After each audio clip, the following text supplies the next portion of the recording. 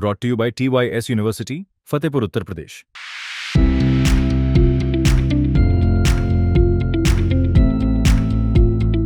Every great achievement starts with a single step. Take yours at TYS University. कि चंदा तो मस्जिदों में होता है। चंदा शब्द कहाँ से आया है? अभी चंदा जो चोरी हुआ वो भी वो चंदा नहीं है। हाँ, वो सहयोग चोरी हुआ। श्रद्धा पूर्वक गुल्लक में चढ़ाया गया दान है। ये तो समझ में नहीं आ रहा लोगों को। चंदा तो वो हुआ, उर्दू का शब्द है चंदा। घर घर जाना, मांगना और रसीद काट के देना, ये चंदा हो गया। तो जा तो रहे थे राम भक्त भी लेना। नहीं, वो गुल्लक में उसको चढ़ावा कहते हैं, वो भगवान के सामने अर्पित करते हैं। व्यक्ति जाता है। ठीक बात। परीक्षा की बात कर रहे थे। जी, अभी जी। नीट की परीक्षा हुई, जी पेपर लीक कर गया। जी जी बच्चे धरने में बैठे रहे जी जी। और खूब डंडे से मारा गया। तो मुझे लगता है नीट की परीक्षा दोबारा भी हो गई। जिनका हाँ, सिलेक्शन दोबारा हो होना गई। था वो हो भी गया, लेकिन अब बच्चों को लोगों ने कॉकरोच बना दिया है। तो मैं उसके लेकिन बारे में दोबारा क्या भी कहूं? खेल हो गया। मैं कह तो रहा हूँ, बच्चों को लोगों ने दोबारा भी खेल हो गया हम कह रहे हैं। नहीं नहीं, वो तो उनका अधिकार है। हम लोगों ने संगठन के नाते एक ऐसे सपने को पूरा करके दिखाया है जिसकी कल्पना कोई नहीं कर सकता था। और मैं बात कर रहा हूँ श्री राम जन्मभूमि की।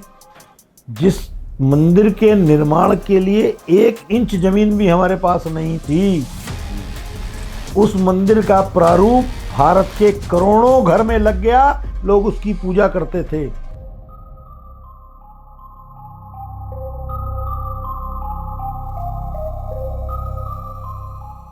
हेलो दोस्तों, मैं आप सभी को बहुत स्वागत करता हूं अपने चैनल स्पॉटलाइट विद निखिल पर।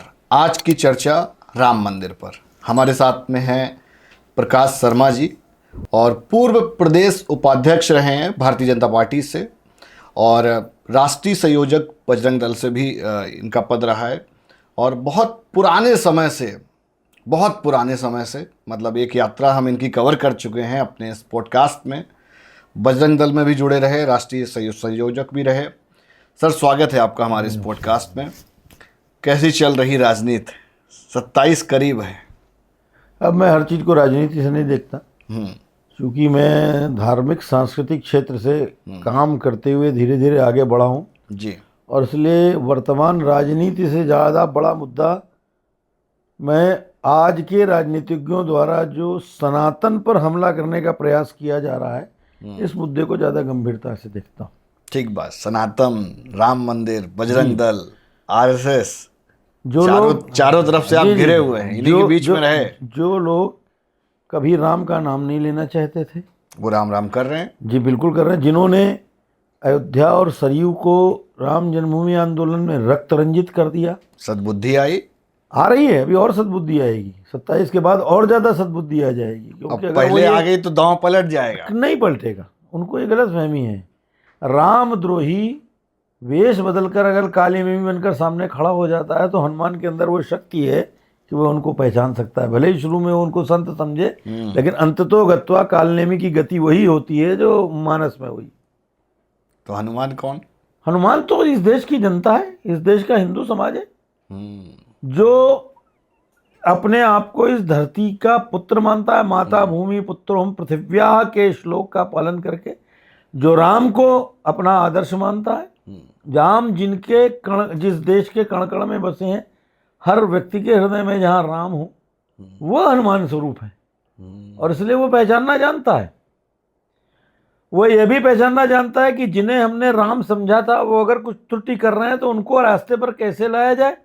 लेकिन जो कभी राम रहे ही नहीं, या जिनकी कभी राम के प्रति श्रद्धा ही नहीं रही, उनको भी पहचानता है। दोनों में अंतर करना जानता है। और श्रद्धा आ गई तो मौका तो देंगे ना। नहीं, क्यों मौका देंगे? श्रद्धा धोखे वाली, दिखावे वाली, तात्कालिक।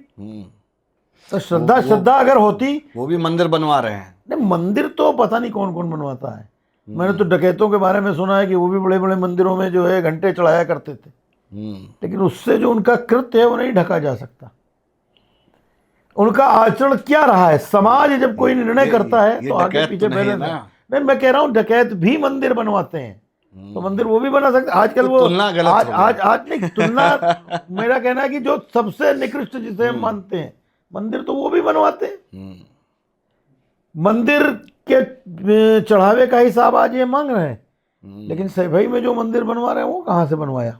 चंदे से बनवा रहे हैं, वो तो किसके चंदा चंदे से? वो तो वो तो कहते हैं चंदा मांग नहीं रहे हैं। वो तो बढ़ करके कहते हैं कि हम बनवा रहे हैं।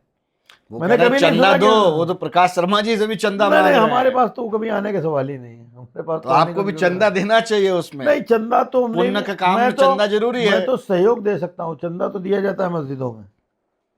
तो सहयोग दे दीजिए। नहीं, वो मांगेंगे तो जरूर सहयोग देंगे। अच्छा, इस बात भगवान उनको सद्बुद्धि दे। इस बात का क्या तर्क है कि चंदा तो मस्जिदों में होता है? चंदा शब्द कहाँ से आया है? अभी चंदा जो चोरी हुआ वो भी वो तो चंदा नहीं है। हाँ, वो सहयोग चोरी हुआ। श्रद्धा पूर्वक हम्म गुल्लक में चढ़ाया गया दान है। यही तो समझ में नहीं आ रहा लोगों को। चंदा तो वो हुआ, उर्दू का शब्द है चंदा। घर घर जाना, मांगना और रसीद काट के देना, ये चंदा हो गया। तो जा तो रहे थे राम भक्त भी लेना। नहीं, वो गुल्लक में, उसको चढ़ावा कहते हैं। वो भगवान के सामने अर्पित करते हैं। व्यक्ति जाता है, हम्म वो षोडशोपचार पूजन नहीं कर सकता, हम्म गर्भगृह में प्रवेश नहीं कर सकता। हम्म तो वह ये मान करके कि हमारे द्वारा अर्जित की गई अपनी संपत्ति में से कुछ ना कुछ हम इस मंदिर के दिन दैनंदिन गतिविधियों के लिए अपने पास से दान कर रहे हैं, और ये सोचकर वो दान पात्र में डाल देता है। ठीक तो बात चढ़ा है। हुआ हुआ जो दान पात्र में जो चढ़ाया गया उसकी चोरी हुई, बिल्कुल हुई। तो बीजेपी के लोगों को काहे नहीं पता चली? अखिलेश जी को कैसे पता चल गई? नहीं, ऐसा है कि ये तो एक अलग बात विषय हो गया। मूल विषय ये है कि चोरी हुई, घटनाक्रम चोर जेल में है, हम्म उनके विरुद्ध कार्रवाई हो रही है, जांच है। चूंकि अखिलेश जी को ज्यादा चिंता हुई, इसलिए बड़ी जांच हो सके, इसलिए ट्रस्ट ने स्वयं लिख करके मुख्यमंत्री जी से अनुरोध किया कि इसकी और गंभीरता से जांच करवाई जाए। वो उनको ऐसा लगा था कि इस विषय को उछाल करके हम श्री राम जन्मभूमि के इस पूरे आंदोलन को कलंकित कर देंगे, राम भक्तों को कलंकित कर देंगे, और इससे हमें कोई राजनीतिक फायदा मिल जाएगा। लेकिन वो ये भूल गए कि जनता पास्ट के पहले के भी कर्म ध्यान रखती है। और ध्यान नहीं रखती है, तो हम लोग याद दिलाते बिल्कुल याद दिलाएंगे। हम ये याद दिलाएंगे कि उनके ताऊ ने सदन में खड़े होकर के कहा था कि वो लोग उस विवादित ढांचे पर चढ़ तो गए थे लेकिन उतर नहीं पाए। तो ये वो हैं जो इस बात में भी गर्व महसूस कर रहे हैं कि इन्होंने गोली मारकर नीचे गिरा दिया उनको। ये समाज को याद रखना चाहिए और लगातार याद रखना चाहिए। ये याद रख के वोट देना चाहिए। वोट की बात तो अलग, वोट क्यों नहीं देना चाहिए? हिंदू समाज अपने हित की बात अगर मानने के लिए, किसान अपने हित की बात कर सकता है, छात्र अपने हित की बात कर सकता है, व्यापारी अपने हित की बात कर सकता है, लेकिन पूरा हिंदू समाज इस भारत में, जिस हिंदू समाज के कारण जिस देश का नाम हिंदुस्तान पड़ा, जिस सनातन के कारण इस देश का गौरव पूरे विश्व में था, आगे भी होगा, वो अपनी बात नहीं कह सकता। लोग अपने छोटी छोटी मांगे मान सकते हैं, लेकिन हिंदू समाज अगर ये चाहता है कि राम की जन्मभूमि पर भव्य मंदिर बने, तो वह राजनीति क्यों से नहीं कह सकता, जबकि सारे रास्ते राजनीति के थ्रू होकर के जाते हैं। वह भूत भावन शंकर के भव्य मंदिर निर्माण की बात नहीं कर सकता, वह कृष्ण के मंदिर की निर्माण की बात नहीं कर सकता। अब तो ये भी कृष्ण के मंदिर की निर्माण की बात कर सकते हैं। मैं तो इनको चैलेंज देता हूं, तय करें कब से कार सेवा करने के लिए चल रहे हैं अखिलेश जी। सबसे पहले मैं, आपने भी चर्चा की ना कि सहयोग करें, वो तो जाने के लिए तैयार रहते हैं, घोषणा करें ना। मथुरा। वो कह रहे मथुरा जाना अलग बात है, घोषणा करें ना कि अमुक दिन से ईदगाह हटाकर वहां पर भव्य राम कृष्ण जी का मंदिर बनाएंगे, हम उनके साथ ये कहेंगे कि अब भव्य मंदिर बनाएंगे, वो ये थोड़ी कहेंगे हम ईदगाह। तो कैसे बना देंगे? ईदगाह के अंदर घुसकर भगवान कृष्ण पैदा हुए थे क्या? हटाए ना जो सारी चीज। आज तो कानूनी पहलू भी उसके सब सामने आ गए। अब मैं उनको चुनौती दे रहा हूं। अगला टारगेट भी आप लोगों को क्लियर है? नहीं, हमारा टारगेट ये है कि ये भारत फिर से पूरी दुनिया में उसी स्वरूप में स्थापित हो जिन मान्यताओं के कारण भारत आज भी विश्व में सर्वपूज्य माना जाता है। हम उस दिशा में काम कर रहे हैं। ठीक बात। जैसे आप कह रहे हैं कि मान लीजिए, तो चंदा चोरी का पूरा प्रकरण क्या है? चोरी हुई कैसे? 100 एकड़ के इस भव्य मंदिर में एक स्थान है जहां नागरिकों की सुविधा के लिए कुछ जगह बनाई गई है। उसी के 40 बाई 20 के कमरे में, जहां दिन भर में आने वाले चढ़ावे की समय समय पर गिनती की जा सकती है, जिसके लिए स्टेट बैंक ऑफ इंडिया वह सीधे जिम्मेदार था। ट्रस्ट का उसके साथ कोई समझौता हुआ था। उस गणना कक्ष में कुछ लोगों ने यह प्रयास किया कि चोरी छिपे हम यहाँ से पैसा निकाल ले जाएं। शिथिलता कहीं ना कहीं बैंक कर्मियों की वजह से, और जो लोग इस काम में लगे थे उनकी तरफ से हुई। ये सूचना मिली। अब सबसे ज्यादा चर्चा इस बात पर होती है कि एफआईआर क्यों नहीं पहले कराई। हाँ बिल्कुल बात सही। मैं ये कह रहा हूं कि मैं 10 घटनाएं ऐसी बता सकता हूं जिसमें पुलिस को सूचना मिलती है, लेकिन सूचना का तंत्र आगे बढ़ जाने के कारण पूरी जांच में बाधा आ सकती है। तो पुलिस अपने अनुसार सारी जांच करती है और फिर उपयुक्त समय पर उसको प्रकाश में लाती है। अभी की मैं कानपुर की एक घटना बताता हूं। मैंने तो समाचार पत्रों में पढ़ा है कि एक बहुत बड़ा गैंग कोई साइबर क्राइम का पकड़ा गया है। उस पर जांच 1 महीने से चल रही थी। सूचनाएं प्रारंभिक आ गई थी, लेकिन पुलिस ने एफआईआर कब करी? 1 महीने बाद, जब सारा तंत्र खोल लिया। तो इसलिए उपयुक्त समय पर यह बात कही। उसके पहले कहीं से श्रीमान अखिलेश जी को पता चल गया, उनको लगा कि हम ट्वीट कर देंगे तो इससे हम बहुत बड़ा कोई भूचाल ले आएंगे और उससे हमें भविष्य में कोई राजनीतिक फायदा हो जाएगा। तो ट्रस्ट ने स्वयं मुख्यमंत्री जी से लिखकर कहा कि आप पूरी जांच और बड़ी जांच करवा लीजिए। ठीक बात, सहमत है आपकी बात से। लेकिन एक तर्क ये भी है, एफआईआर लेट इसलिए भी होती है कि पुलिस पहले ही सेटल कर लेती है। कहाँ सेटल हुआ? सेटल नहीं अगर हुआ ना, सेटल जैसे कर आपने बोला कि बहुत सारी घटनाओं में लेट ना होता है। पहली चीज तो ये, तो एक तो लेने के भी तो settlement लोगों करते के हैं। मन में ये भ्रम है और ये गलत सूचना है कि ट्रस्ट के कुछ लोग खुद जा रहे थे, खुद पैसा वसूल। ये बिल्कुल गलत बात है। राम जन्मभूमि का वह परिसर हाई सिक्योरिटी जोन में है। मैं आपसे पूछता हूं कि किसी हाई सिक्योरिटी जोन में क्या ट्रस्ट या ट्रस्ट के कर्मचारी कोई काम करेंगे? और जो हाई सिक्योरिटी जोन में, जहां एक एक कदम पर चप्पे चप्पे पर पुलिस वाला बैठा है, क्या उससे वो बात छुपी रह सकती है? तो यह बात काल्पनिक है, लेकिन समाज के सामने वो कब आए, ये पुलिस और व्यवस्था तय करती है। बहुत सही। चोरी तो हुआ ना किसने कहा नहीं हुआ? कहां ये कोई पहला मंदिर है जिसमें चोरी हुई? अरे यहां से तो मूर्तियां चोरी करके लोग विदेश तक ले गए। अभी कुछ दिनों पहले अच्छा, कितना चोरी हुआ? करोड़ों रुपए चोरी हुए। बड़ी बड़ी मूर्तियां चली गई जिनकी अरबों में कीमत है। राम मंदिर वाले नहीं, मैं कुछ घटने बता 80 लाख रुपया उनसे बरामद हुआ है अभी। 80 लाख लेकिन 200 करोड़ नहीं चोरी हुआ, जो अखिलेश जी के कुछ चेलों ने कहा है। अगर 200 करोड़ चोरी हुआ होता तो मैं एक दिन हिसाब लगा रहा था। 24 जनवरी के प्राण प्रतिष्ठा के बाद 26 जनवरी 2024 से लेकर 7 जून 2026 तक 800 कुछ दिन होते हैं। यदि आप उससे 200 करोड़ को डिवाइड करेंगे तो 25 लाख रुपया प्रतिदिन आता है। उसके हिसाब से 25 लाख रुपया कोई जेब में रख के ले जाएगा? ऐसे ऐसे मूर्ख हो गए हैं कि जो बोलने से पहले भी नहीं सोचते। और राम गोपाल जी ने तो 20,000 करोड़ कह दिया। यानी मंदिर में आया हुआ सारा पैसा चोरी भी हो रहा था, तो भी 2.5 वर्षों में एक ऐसा मंदिर बनकर खड़ा हो गया जिसको 1000 वर्षों तक आंधी पानी तूफान जिसका कुछ बिगाड़ नहीं सकते। जो आज दुनिया के सबसे खूबसूरत मंदिरों में से है, जिसने 2.5 वर्षों के अंदर ही वह कीर्तिमान स्थापित कर दिया कि आज दुनिया में सर से ज्यादा दर्शनार्थी वहां जाते हैं, जहां किसी भी चीज पर कोई शुल्क नहीं है। भोजन सीता रसोई के माध्यम से शुल्क है, पानी निशुल्क है। आप अंदर दर्शन करने जाते हैं, उसके लिए अगर कोई विशिष्ट पास है तो उसका कोई शुल्क नहीं है। बहुत सी जगह शुल्क है। इसके साथ साथ 1 करोड़ टेट्रा पैक ORS के अभी पिछले दिनों गर्मियों में श्री राम जन्मभूमि तीर्थ क्षेत्र की ओर से जनता को दिए गए हैं। ऐसी बहुत सी घटनाएं हैं।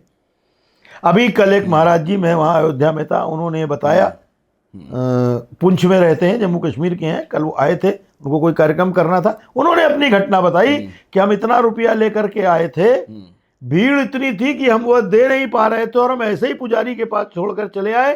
इलाहाबाद के कुंभ में ट्रस्ट की ओर से रसीद उसको पहुंचाई गई। तो प्रयास है। दूसरा, एक बात और समझनी चाहिए समाज को कि 2.5 वर्षों से लगातार मंदिर का निर्माण चल रहा था। हम जब वहां पर मंदिर का निर्माण करने गए, भी खर्च हुआ। नहीं, वो खर्च हुआ अलग बात है। मैं ये आपको बता रहा हूं कि जहां पर मंदिर बनना चालू किया था वहां प्लेन लैंड थी, कहीं किसी प्रकार की कोई जगह नहीं थी। तो जो कुछ भी थोड़ी जगह उपलब्ध की, उसके आधार पर धीरे धीरे व्यवस्थाओं के विकसित होने का एक क्रम चल रहा था। अब उस बीच में किसी नियत खराब व्यक्ति ने अगर कुछ गड़बड़ किया है तो सब कुछ गड़बड़ हो रहा है। इनका उद्देश्य न चोरी रोकना है, न चोरी के विषय में चर्चा करना है। उनको तो लग रहा है कि एक अवसर मिल गया, इसको भुना लो। लेकिन चर्चा तो कर रहे हैं। करने दीजिए, समय बताएगा। उनको लग रहा है ना, दो दो हाथ हो जाएगा मैदान, हिंदू समाज बताएगा उनको। ये चर्चा वो बहुत सी पहली भी कर चुके हैं। ठीक बात। चंपत सियार अगर नील की बाल्टी में गिर जाए तो रंगा सियार बनकर शेर नहीं हो जाता। तो जनता भी पहचानती कि असली राम भक्त कौन है। ठीक बात। चंपत राय जी का जिक्र बहुत दफा आता है। बीच में विनय कटियार जी ने भी टिप्पणी करी, कहा इंटरव्यू में कह गए जोश में, फिर शाम को कमिटमेंट चेंज। तो क्या सच क्या है? तो उसके बाद चंपत राय जी राष्ट्रीय स्वयंसेवक संघ के पिछले 50 वर्षों से अपना सब कुछ छोड़कर काम करने वाले एक प्रचारक हैं। 1991 में उनको अयोध्या श्री राम जन्मभूमि आंदोलन के लिए भेजा गया था। तब से आज तक अहर्निश श्री राम जन्मभूमि आंदोलन में वह लगे हुए हैं। जिस समय 2020 में वहाँ पर भूमि पूजन कार्य आरंभ होना था, तब एक कमरे में बैठकर धूल और धक्कड़ के बीच में रहकर 24 घंटे, तब कोई देखने नहीं गया, रहकर वहाँ समतलीकरण कराना, और तब से लेकर आजकल मंदिर निर्माण के एक एक क्षण से, और सिर्फ मंदिर निर्माण नहीं, इस आंदोलन में जो न्यायिक प्रक्रिया चली उसके दिन प्रतिदिन के, चाहे वो क्रिमिनल न्यायिक प्रक्रिया रही हो चाहे सिविल रही हो, उसके दिन प्रतिदिन के सामने खड़े होकर समर्पण करने वाले व्यक्ति हैं। उनका अपना कोई अकाउंट नहीं है। वह 19 महीने इमरजेंसी में रहे। आपको भी ये जानकारी होगी कि मुलायम सिंह जी ने अपने काल में लोकतंत्र सेनानी के नाम से लोगों को पेंशन दी है। मेरी जानकारी में, और भी प्रचारक होंगे बहुत से, वह एकमात्र ऐसे संघ के प्रचारक मेरी जानकारी में हैं जिन्होंने आज तक उस पेंशन को लेने का काम नहीं किया है। हमारे जैसे कुछ उनके समर्थकों ने, या कह लीजिए सहयोगियों ने, जब उनसे आग्रह किया तो उन्होंने ये कहा कि मैं किसी भी प्रकार का कोई मेरा अकाउंट नहीं है, मैं कोई भी अर्थ अपने नाम पर लेता नहीं हूँ। देश के वैश्य समाज ने श्याम जाजू जी के नेतृत्व में 1 लाख रुपए का उनको पुरस्कार दिया। वो पुरस्कार छोड़कर चले आए चेक, वो अयोध्या देने गए तो उनके सामने ही चेक उन्होंने फाड़ कर फेंक दिया। इंदौर में सुमित्रा महाजन जी ने 1,21,000 का चेक राष्ट्रीय स्वयंसेवक संघ के पूजनीय सरसंघचालक मोहन भागवत जी के सामने उनके हाथों में दिया। उन्होंने वैसा चेक उसी संस्था को वापस कर दिया कि मैं किसी भी प्रकार का व्यक्तिगत अपने जीवन में गैस लेता नहीं। फिजिक्स के प्रोफेसर थे, नौकरी छोड़कर संघ के प्रचारक निकले। उनका व्यक्तिगत अपना जीवन में कुछ है ही नहीं। जो कुछ है वो राष्ट्र और समाज के लिए अर्पित है, और इसलिए वो चुपचाप गालियां सुन रहे हैं। चुपचाप गालियां सुन रहे हैं। हमारे जैसे कुछ आक्रामक लोग जब उनको ये सलाह भी देते हैं कि आपको रिस्पॉन्ड करना चाहिए, तो उनके मन में किसी के प्रति कोई रोष नहीं है। उन्होंने अपना काम किया, करने दो। मेरा काम यह है कि यह जो व्यतिक्रम आया है, कैसे सारी व्यवस्था फिर से ठीक होकर समाज के बीच में विश्वास बने, और वह बनने लगा। लोग कह रहे हैं लंबा जैक है, तगड़ा जैक है चंपत राय जी का, कोई कुछ कर नहीं पा रहा। अरे भाई करवा लेना, तो सुप्रीम कोर्ट खुला हुआ है, अभी गए ना लोग सुप्रीम कोर्ट। मीडिया में, टीवी में दिन भर back to back Champat Rai Champat Rai Champat Rai. ये तो वो जो लोग चंपत राय को जानते भी नहीं। अब दिग्विजय सिंह ने चंपत राय जी के बारे में कह दिया, और दिग्विजय सिंह खुद उनसे मिलने गए थे। तो अगर वो ऐसे थे तो जाना नहीं चाहिए था। मैंने तो फोटो भी डाली। एक बहुत बड़े गृह मंत्री रहे, गृह सचिव रहे श्रीमान लक्ष्मी नारायण जी, उन्होंने चंपत जी पर आरोप लगा दिया कि हम इतने करोड़ की रामायण दे के आए थे। लेकिन जब वो रामायण देने गए थे तब उन्होंने कोई रसीद नहीं दिखाई थी कि सोना वो कहाँ से लाए, सही भी है कि गलत है। लेकिन बहती गंगा में वो भी हाथ धोने लग गए। रामायण मिल गई। उनकी चैट पढ़ लीजिए जरा, जो वो चंपत जी से संपर्क करते थे, जिसमें चैट के माध्यम से, उसमें वो बता रहे थे कि आप कलयुग के हनुमान हैं, और कलयुग का हनुमान रातों रात में जो है वो कुछ और बन गया। तो ऐसे सारे लोग जिनको लगा मौकाटेरियन, जिनको लगा कि हमारी पत्रकारिता की दुकान इसमें चल सकती है, कुछ लोगों को लगा हमारा चैनल इसमें चल सकता है, कुछ लोगों को लगा कि हमारी राजनीति इसमें चल सकती है, सब लाभ उठाने का प्रयास कर रहे हैं। बहती गंगा में सब हाथ धोना चाहते, लेकिन गंगा का पुण्य उसी को मिलेगा जो सात्विक, जो निस्वार्थ भाव से सत्य के साथ खड़ा है, उसको मिलेगा। आप जानते हैं चंपत राय जी को पर्सनैलिटी? मैं बहुत अच्छी तरह जानता हूं। मैंने पिछले 30 साल से उनसे मैंने आपको बता तो दिया कि जिस व्यक्ति के जीवन में पैसे का किसी प्रकार का लेन देन ही ना हो, उसके ऊपर आप आरोप लगा रहे हो। आप स्ट्रॉन्ग फॉलोअर हैं उनके? स्ट्रॉन्ग फॉलोअर नहीं, हम सब साथ मिलकर काम करने वाले लोग हैं। हम सब राष्ट्रीय स्वयंसेवक संघ के द्वारा निर्मित स्वयंसेवक हैं। क्या चीज ऐसी है चंपत राय जी की जो आपको सबसे ज्यादा प्रेरणा करती है? नहीं, मुझे तो जो इधर मैं उनके साथ पिछले 20-22 दिन रहा, बहुत सी बातों में मुझे लगता था कई बार, लेकिन इधर उनके साथ रहकर मैं आप ऐसे कहता हूँ, मेरी श्रद्धा पहले की अपेक्षा 10 गुनी बढ़ गई है। इतनी गाली अगर किसी व्यक्ति को दी गई होती तो कुछ ना करता तो कम से कम वो अपने मुंह से 2 शब्द अपशब्द तो निकालता ही। लेकिन मेरी जानकारी के अनुसार आज भी उनके मन में किसी के प्रति कोई विद्वेष नहीं है। जब उनसे ये कहा गया कि आपके ऊपर अनर्गल आरोप बहुत से लोगों ने लगाए हैं, हम चाहते हैं कि हम मानहानि का मुकदमा करें, तो उन्होंने मना कर दिया कि जो बोल रहा है उसको बोलने दो, भगवान सब देख लेंगे। और उनके शब्द मैं आपको बता रहा हूँ, जब उनसे कई लोगों ने ये चर्चा की कि आपके ऊपर ये कलंक लगा, उन्होंने कहा राम जी ने लगाया है, राम जी इसको धोएंगे, लेकिन मैं अयोध्या से कलंक लेकर नहीं जाऊंगा। सबके सामने आग में तपकर सोना कुंदन बनता है। मुझे लगता है यह भी एक परीक्षा है, उनकी परीक्षा है, उनके साथ साथ हमारे जैसे राम भक्तों की भी परीक्षा है कि हम सत्य के साथ खड़े हैं। हमारा भरोसा क्यों टूटना चाहिए? जिस व्यक्ति को हमने जिस संस्था को हमने पिछले 100 साल से काम करते देखा है, संघ से जुड़े अन्य संगठनों को काम करने देखा है, हम उस संगठन का एक अंग हैं। हमारा धैर्य क्यों टूटना चाहिए? हमें अपने ऊपर अपना स्वयं का आत्मविश्वास होना चाहिए, संस्था के विचार पर आत्मविश्वास हमारा होना चाहिए। ठीक बात।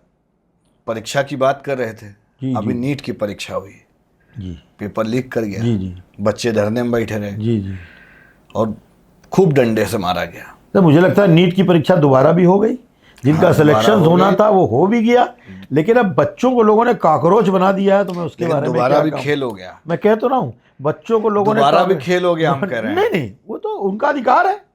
कोई बात लगती है किसी को भी लोकतांत्रिक पद्धति से। अपने कानपुर शहर की एक बिटिया कह रही कि हमारी उमार गलत आई है, तो वो जाए ना, जो है तो उसका उसका समाधान सरकार करेगी, जो व्यवस्था है वो करेगी।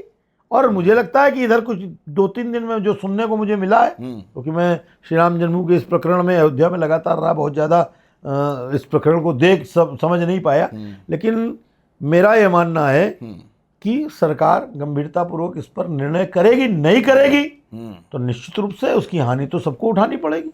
लेकिन बेटियों जो वहां हो रहा है, बेटियां जिस प्रकार के स्लोगन्स लेकर खड़ी हैं, मुझे लगता है मुझे लगता है नहीं बाद में पहले दिन से आए, पहले दिन से नहीं आए हैं। आप बताइए, आप जो आए हैं आप उनको छोड़िए ना, जो जेन्युइन है उस पे भी तो ध्यान दीजिए। वो अपने को सिंह लिखते, वो अपने को बाघ लिखते, वो अपने को ईगल लिखते, समझ में आता है? उनको कॉकरोच दिखाई दे रहे हैं। वो उन्होंने इस देश की नौजवानी को कॉकरोच बना दिया जो गंदगी में रहता है, और इसलिए वो गंदगी सामने निकल करके आ रही है। जब सीजीआई कह रहे हैं, नहीं, सीजीआई ने इसका खंडन किया, सबके लिए नहीं कहा है। उन्होंने बहुत सी बातें कही। सीजीआई ने वकीलों के ऊपर भी टिप्पणी करी है, सीजीआई ने पत्रकारों के ऊपर भी टिप्पणी की है। मैंने वही कहा ना, आपदा में अवसर ढूंढने का काम जैसे अखिलेश जी ने राम जन्मभूमि के चढ़ावे में आपदा में अवसर ढूंढा, वैसे ही कुछ बड़ी शक्तियों ने इस नीट, सीबीएसई, यूजीसी आदि आदि विषयों को लेकर आपदा में ढूंढा है। मेरा यह मानना है सरकार को आगे बढ़कर देश की नौजवानी का सम्मान करते हुए कोई ना कोई रास्ता निकालने का काम करना चाहिए। सरकार उसमें लगी भी है, लेकिन हम भी कभी अपने समय में युवा रहे हैं। हम युवा श्री राम जन्मभूमि पर भव्य मंदिर निर्माण के लिए बलिदान होने के लिए सब कुछ करने को तैयार थे। इस तरह की गाली कभी हमने नहीं बकी। न हमने कभी मुलायम सिंह जी को ये कहा जो आज लोग प्रधानमंत्री और शिक्षा मंत्री को कह रहे हैं, न हमने कभी राम गोपाल जी के बारे में ऐसा कहा, न कभी कांग्रेस के बारे में कहा, न कभी राजीव गांधी के बारे में कहा। हमने आंदोलन लड़ा, हमने नारा दिया, आगे बढ़ो, जोर से बोलो, जन्मभूमि का ताला खोलो, ताला खोला। हमने कहा राम लला, हम आएंगे, मंदिर भव्य बनाएंगे, भव्य मंदिर बन गया। लेकिन हमने कभी अपना विरोध करने वालों का, आज आप मुझसे बात कर रहे हो, बहुत सी बातें हैं अखिलेश जी के बारे में जो हम अपने ढंग से कह सकते हैं कनपुरिया होने के नाते, लेकिन तो भी हम अपनी मर्यादा नहीं लांघ रहे। इन बच्चों को मैं नहीं मानता कि ये उनके दिमाग की उपज है। कौन कर रहा है ये? इस प्रकार की बात क्या हम अपने, मैं आपसे प्रश्न पूछता हूं, क्या हम अपने बच्चों, अच्छा एक सेकंड पहले तो ये जवाब दीजिए, पेपर लीक हुआ कि नहीं हुआ? मैं कह रहा हूं पेपर आज से लीक हो रहे हैं क्या? कब नहीं लीक हुए भैया? 2014 मैं सन 66 की बात आपको बता रहा हूं। इंटर का गणित का पेपर लीक हुआ था। भाजपा वाले देश आजाद होने के पास कहे नहीं चले नहीं जाते नहीं हैं। तो पेपर लीक सब पे चर्चा करिए ना। सब पे नहीं होगी चर्चा, आज होगी तो उसका समाधान लोग उसी है, पे क्वेश्चन उसका करेंगे समाधान जिस पे निकलेगा। भरोसा है। मैंने आपको कहा ना, बच्चे आज पूछ रहे हैं तो भरोसा इसलिए पेपर पूछ रहे हैं। लीक तो एक हाँ। बहाना है। हम्म, देश की नौजवानी को, वो देश की नौजवानी जो राम को अपना आदर्श मानकर आगे बढ़ रही थी, वो नौजवानी जो हनुमान को आदर्श मानकर आगे बढ़ रही थी, वो नौजवानी जो आज किसी भी धार्मिक उत्सव पर मीलों लंबी लाइन लगा करके देश के धार्मिक स्थलों के दर्शन करने जा रही, वो नौजवानी 18 से 20 साल के लड़के, आप जाइए परमठ में, आप अभी सोमवार को जाइए कि देखिएगा, अगर 1 लाख लोग हैं तो उसमें से 75,000 नौजवान हैं। उस नौजवान को तिलचट्टा बनाकर गंदगी की ओर मोड़ने का काम कौन लोग कर रहे हैं, उनको पहचानने की जरूरत है, और समय इनको पहचानेगा। सरकार ने कोई गलती की होगी तो सरकार उसका खामियाजा भुगतेगी, चाहे कोई पार्टी हो, अच्छा, तो चाहे कोई मोदी संगठन। जी काहे प्रेशर में आ गए? आपको लगता होगा प्रेशर में आ गया, मोदी जी तो संवाद करते रहते हैं। संवाद 11 अब किसी को लगता होगा पहले 30 मिनट में संवाद किए। अरे भाई, हम कह रहे रात में 2 बजे, भाई उनको मालूम है कि कौन से नौजवान किस समय देखते हैं, वो अपनी बात पहुंचाना चाहते हैं। मेरे मित्रों से, मेरे फ्रेंड, मुझे आप ये बताइए, आपको जंतर मंतर पे खड़े हुए नौजवानों के द्वारा कही गई बात तो ये लगता है कि वो ठीक है, उसको आगे बढ़ना चाहिए, लेकिन अगर मोदी जी उस वर्ग को अप्रोच करने के लिए कोई रास्ता निकाल रहे हैं तो वो गलत हो गया क्या? सबके अपने अपने तरीके हैं, उनको भी तरीका समझ में आया कैसे करना चाहिए। मोदी जी सजग रहते हैं। लेकिन धर्मेंद्र प्रधान जी इस्तीफा ना देंगे। अब इस्तीफा तो ये तो उन पत्रकारों से आप पूछिए जो चंपत राय का इस्तीफा दिलवाने में लगे थे, धर्मेंद्र प्रधान से क्यों नहीं पूछ रहे। लेकिन मेरा यह मानना है इस्तीफा कोई समाधान नहीं होता। समाधान ये है कि जो गलती हो रही है उसको कैसे सुधारा जाए, और ऐसा स्थायी रूप से सुधारा जाए कि भविष्य में नौजवानी को ये न लगे कि व्यवस्था हमारे साथ छल कर रही है। उसकी सिस्टम मजबूत बनाने की जरूरत बिल्कुल है, उसकी जरूरत मुझे लगता है कि होगा। मुझे लगता है कि होगा, पक्का जी बिल्कुल होगा, बिल्कुल विश्वास है मुझे। ऐसा तो नहीं अगली बार कंप्यूटर बेस्ड टेस्ट कर देंगे तो और ज्यादा तेज होगा? नहीं, अब ये तो क्या होगा इस बारे में मैं कुछ नहीं कह सकता, क्योंकि मैं उसका तज्ञ नहीं हूं। लेकिन सरकार की नीयत पर संदेह मत करिए, तरीके पर संदेह हो सकता है, प्लस माइनस होता सकता है, थोड़ी बहुत राजनीति भी उसमें दिख सकती है, क्योंकि आफ्टर ऑल एक राजनीतिक दल सरकार चला रहा है, दिखती है, कभी कभी मुझे भी दिखती है, बहुत से मामलों में दिखती है, लेकिन आपको बाकी राजनीतिक दलों की अपेक्षा आपको ठेस पहुंचाती है जब भाजपा तो आप उसके खिलाफ भी लिख देते हैं। नहीं, मैं बोलता हूं, मुझे कोई चीज गलत लगती है तो और मैं आखिर कैसे संदेश दूं। मान लीजिए मेरी पहुंच उस जगह तक नहीं है जहां तक मेरी बात जानी चाहिए, तो आज सामाजिक मीडिया उसका एक माध्यम है, लोग उसको पढ़ते हैं। जैसे मैंने इस पूरे प्रकरण में बिना इस बात की परवाह किए कि कितने लोग मुझे सोशल मीडिया पे गाली बकेंगे, मैंने राम जन्मभूमि के उस विषय पर अपना पक्ष रखा, तो बड़ी दूर दूर से मेरे पास सूचनाएं आई कि आप लिख रहे हैं, आप लड़ रहे हैं, हम भी आपके साथ खड़े। ऐसा तो है नहीं, तो हमको पार्टी तक भी कोई बात पहुंचानी पड़ती है तो मैं तो कहूँगा, मुझे ये लगता है कि व्यक्तिगत अहम को छोड़कर हम आज सरकार में होंगे, बहुत ताकतवर सरकार के रूप में होंगे, हम सदन में हर प्रकार के बिल भी पास कर लेते होंगे, करवा सकते होंगे, आगे भी करवाएंगे जो देश के हित में होंगे, लेकिन तो भी हम आखिरकार जनता की भावनाओं को समझकर उसके अनुरूप आचरण करें। यह विचार हमारी पार्टी के लोगों को करना चाहिए, वो कर रहे होंगे, कर रहे हैं, ऐसा मैं मानता हूँ। ठीक बात। थोड़ी चर्चा आप कानपुर शहर जी बिल्कुल करिए। राजनीति कैसी चल रही इस बार? डिफिकल्ट है मामला या कुछ? देखिए, मुझे लगता है कि अभी लड़ाई में तो कोई नहीं दिखाई देता। अब अवसर का लड़ाई में मतलब बीजेपी भी नहीं दिखाई दे रही? नहीं, बीजेपी से लड़ाई में कोई नहीं दिखाई देता, इसको घुमाइए मत। नहीं, समीकरण बता देते हैं। आज की तारीख देखना ना चाहे अलग विषय। नहीं, मैं देख रहा हूँ। 3 सीटें। हाँ बताइए, 3 सीटें। आर नगर, सीसामऊ। आर नगर हमको पहली बार तो इस स्थिति में नहीं, तीसरी बार है ना चुनाव ये। अभी 3 सीटें हैं। हाँ 3 सीटें हैं। पार्टी उसके बारे में विचार कर रही होगी, कोई ना कोई अपनी कमियों को ढूंढकर उसका कोई रास्ता निकालेगी, निकालना चाहिए। हमसे जहां सुझाव मांगा जाएगा हम उसके बारे में सुझाव देना चाहेंगे, बताएंगे, क्योंकि पिछले 40 साल से कानपुर के सार्वजनिक जीवन में कहीं ना कहीं हम काम कर रहे हैं। हमने जीरो से शिखर तक पहुंचते देखा है और फिर धड़ाम होते भी देखा है। तो कहाँ क्या गड़बड़ है ये हम बता सकते हैं, जहाँ आवश्यकता अच्छा, क्या होती है। गड़बड़ बताइए। नहीं, शहर बहुत की सी गड़बड़ है, गड़बड़ बहुत सी बताइए। गड़बड़ है, हाँ, बहुत क्या? सी गड़बड़ है। एक बताइए। मुझे लगता है कि संगठन को जितनी गतिशीलता के साथ हम्म, काम करना चाहिए, कहीं ना कहीं उसमें चूक रहे हैं।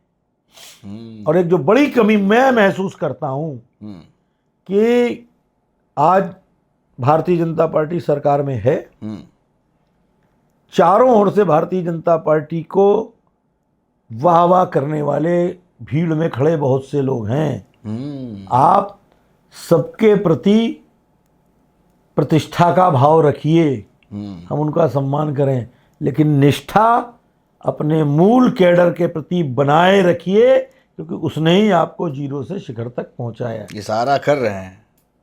सबके ऊपर, दूसरी पार्टियों के लिए भी यही है कि मूल को जैसे आधार नहीं रहेगा तो फिर शिखर कैसे खड़ा होगा। और इसलिए उसको नींव को शहर का आधार बिगड़ रहा है। नहीं, उस पर ध्यान देना चाहिए। आखिर क्यों हम आखिर 3 बार से हम क्यों हार रहे हैं? चुनाव की जीत हार में सिर्फ एक फैक्टर कोई काम नहीं करता, मल्टीपल फैक्टर्स। मल्टीपल फैक्टर्स हैं। उसमें से एक फैक्टर ये है कि संगठन को हम उस स्तर तक मजबूत करें। हमारे पास छोटा मोटा तंत्र नहीं है।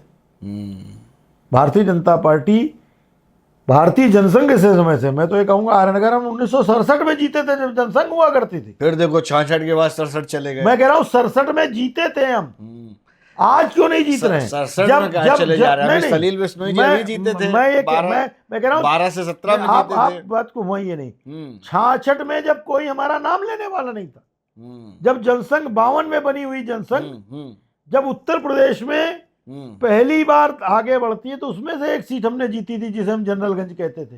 गंगाराम तलवार जी हमारे विधायक हुआ करते थे। उस समय पार्टी के पास लड़ने वाले लोग नहीं हुआ करते थे।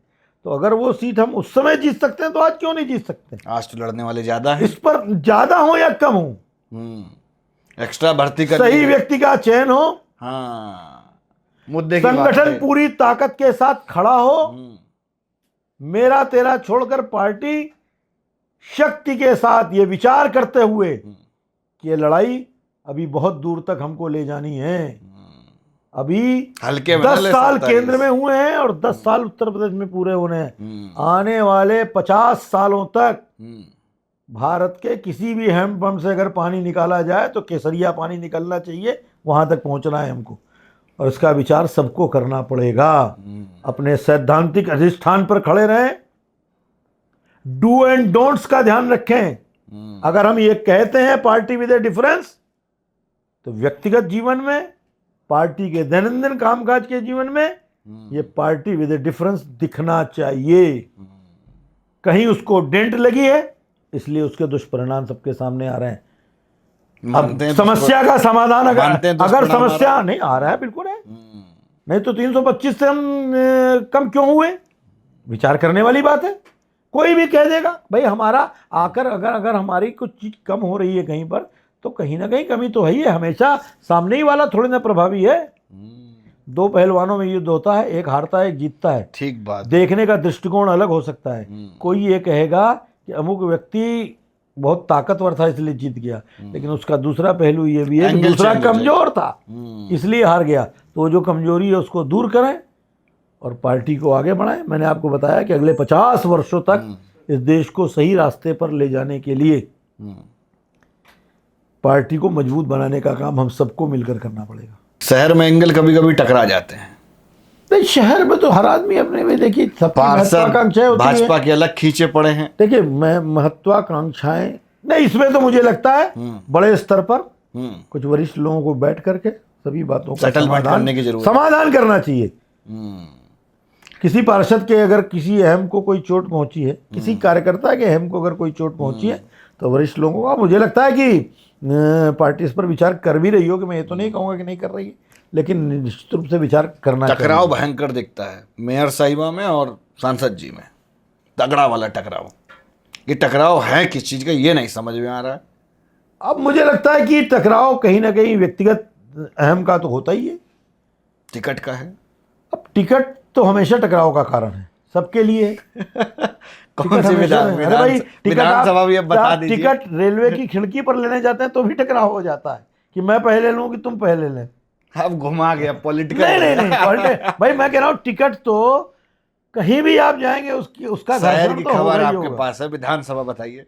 नहीं मैं आपको बताऊं, दर्शकों को कम से कम आगे की रूपरेखा तो पता चले। आपको मेरी बात अविश्वसनीय लग सकती है, लेकिन मेरे मन में कभी इस प्रकार की भावना नहीं रहती। ईश्वर को साक्षी मानकर मैं कह रहा हूं, मेरे बारे में निर्णय लेने का काम ये पार्टी और संगठन का है।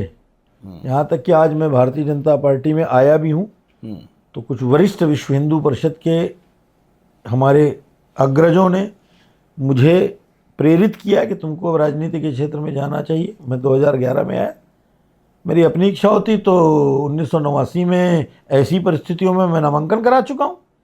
लोग भूल गए होंगे, बच्चों को तो ध्यान भी नहीं होगी वो घटना। लेकिन अगर हमारी अपनी इच्छा होती, संगठन ने कहा कि नहीं इस रास्ते पर नहीं जा रहे तो नहीं गए, राम जन्मभूमि आंदोलन में लगे रहे। अब मेरे बारे में निर्णय करने का अधिकार यह भारतीय जनता पार्टी के वरिष्ठ लोगों को है। ठीक बात, पार्टी के लोग कह देते हैं कि ये लो टिकट, अब ये तो आप उनसे पूछिए कि कब वो हमको कहेंगे कि ये लो टिकट। मैं तो कहने हम कह रहे हैं पार्टी कह देती ये लो टिकट, और लड़ जवाहर नगर से नहीं कहती। पार्टी जो कहेगी वो कहेंगे। पार्टी कह देगी अखिलेश के खिलाफ चुनाव लड़ो तो उनके खिलाफ चुनाव लड़ने के लिए तैयार। अरे अखिलेश के खिलाफ इतना दूर न जाइए, दूर वाजपेयी के खिलाफ। अरे हम कह रहे हैं किसी वाजपेयी के खिलाफ, कोई वाजपेयी, कोई मिश्रा, कोई तिवारी, कोई सिंह, कोई सचान, कोई हो।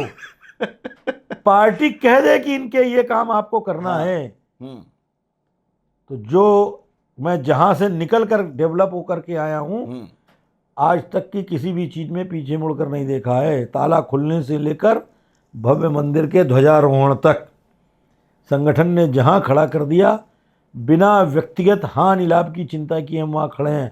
भारतीय जनता पार्टी भी जो तय कर देगी, मांगने किसी से नहीं जाते, मांगते भगवान से भी नहीं। भगवान से इसलिए नहीं मांगते कि परमात्मा को सब मालूम है किसे क्या देना है, इसलिए मांगना क्या। लेकिन पार्टी ने जो दायित्व दिया, आगे भी जो दायित्व देगी, आज नहीं दिए। आज हम उस दृष्टि से बेरोजगार हैं। लोगों को लगता है हमारी कोई उपयोगिता नहीं, उनको लग रहा होगा। लेकिन आगे भी पार्टी अगर कोई काम देगी तो मंडल से लेकर राष्ट्रीय स्तर तक जो काम देगी वो करने के लिए हम हमेशा तत्पर रहे हैं, आगे भी रहेंगे।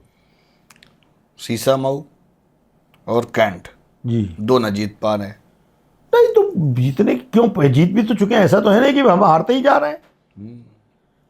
सीसा मऊ भी हमारे पास रही है। राकेश सोनकर जी लास्ट कब रही? भाई राकेश सोनकर जी 3 बार विधायक रहे, और रघुनंदन भदौरिया जी भी कैंट से रहे, जबकि कैंट में तो पहले कोई कल्पना भी नहीं कर सकता था। तो राजनीति के गुणा भाग प्लस प्रत्याशियों का अच्छा चयन और संगठन की संगठित शक्ति। प्रत्याशियों का चयन समझ रहे हो? पूरी बात समझिए। तीनों बातें, इन तीनों बातें के कोलैबोरेशन पर कोई भी जीत निश्चित होती है। और ये बात जो हमारे वरिष्ठ लोग हैं वो समझते हैं। कभी कभी उसमें चूक भी होती है तो दुष्परिणाम होते हैं, कभी कभी अच्छे निर्णय हो जाते हैं तो अच्छे परिणाम होते हैं। आखिर 73 सीटें हम जीते ही ना यहाँ पर लोकसभा की। जीते कि नहीं जीते? 325 सीटें विधानसभा की भी जीते, और तमाम त्रुटियां करते हुए भी 255 से ऊपर हम उसके बाद भी निकल गए। लोग सपना ही देखते रह गए बेचारे बैठ के। इसीलिए जानबूझ के थोड़ी छोटी मोटी त्रुटियां नहीं जानबूझ के कोई त्रुटि करता होगा ऐसा मैं मानूंगा, लेकिन व्यक्ति है, व्यक्ति गुण दोषों से। 27 में कितना जीतेंगे?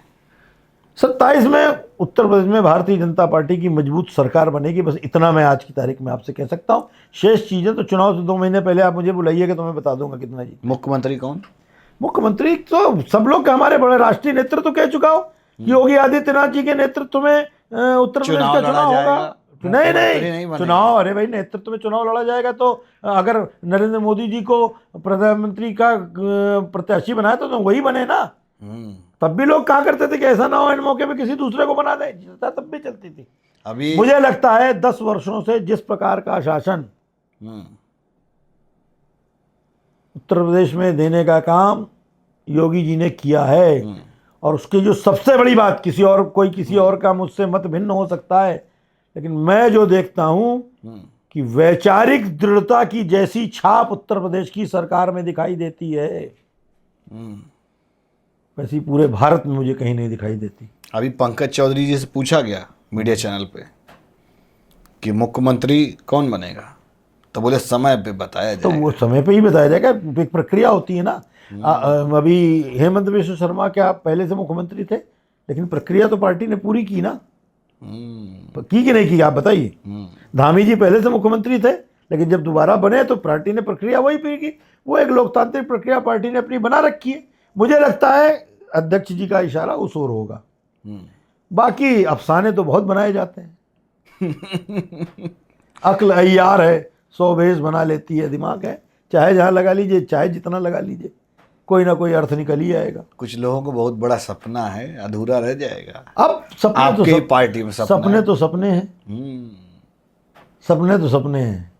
सपने सपने को सब- धरातल पर लाने के लिए जब तक कर्तृत्व नहीं करेंगे तब तक कोई भी सपना धरातल पर नहीं आता। लेकिन हम लोगों ने संगठन के नाते एक ऐसे सपने को पूरा करके दिखाया है जिसकी कल्पना कोई नहीं कर सकता था। और मैं बात कर रहा हूँ श्री राम जन्मभूमि की। जिस मंदिर के निर्माण के लिए 1 इंच जमीन भी हमारे पास नहीं थी, उस मंदिर का प्रारूप भारत के करोड़ों घर में लग गया, लोग उसकी पूजा करते थे। हमारे जैसे लोग भी जो दिन रात इस आंदोलन में लगे रहे, हमको कभी ये नहीं लगता था कि हम अपने जीवन में इस मंदिर का निर्माण देख पाएंगे। लेकिन 500 वर्षों के बाद आज वह भव्य राम मंदिर हम सबको प्रेरित करता है। और यही वैचारिक आधार लेकर भारत की राजनीति, भारतीय जनसंघ का जिस विचार को लेकर उदय हुआ, जिसका परिवर्तित स्वरूप लेकर भारतीय जनता पार्टी आज काम कर रही है, भारत की राजनीति भारत के वैचारिक अधिष्ठान के आधार पर चले, धर्माधिष्ठित राजनीति, उस ओर आज नहीं तो कल हम अवश्य पहुंचेंगे। चेहरा किसका रहता है, कौन रहता है, कौन नहीं रहता है, ये सब बातें देश काल परिस्थिति पर निर्भर करती हैं। ठीक बात। तो अब यहीं पर इस पॉडकास्ट को देंगे विराम। आपसे बात करके अच्छा लगा। बहुत बहुत धन्यवाद, आपने हमको स्मरण किया। चंदा चोरी पे भी बात हुई, नीट पेपर लीक पे भी बात हुई, और कानपुर शहर के टकराव पे भी बात हुई। तो दर्शकों, आप सभी कमेंट करके ज़रूर बताइएगा कि भैया टकराव सही चल रहा कि गलत है ना। अपनी अपनी राय कमेंट सेक्शन पे ज़रूर दीजिएगा, और आप इनकी कितनी बातों से सहमत हैं वो भी ज़रूर बताइएगा। आप सभी को जय श्री कृष्ण, नमस्कार।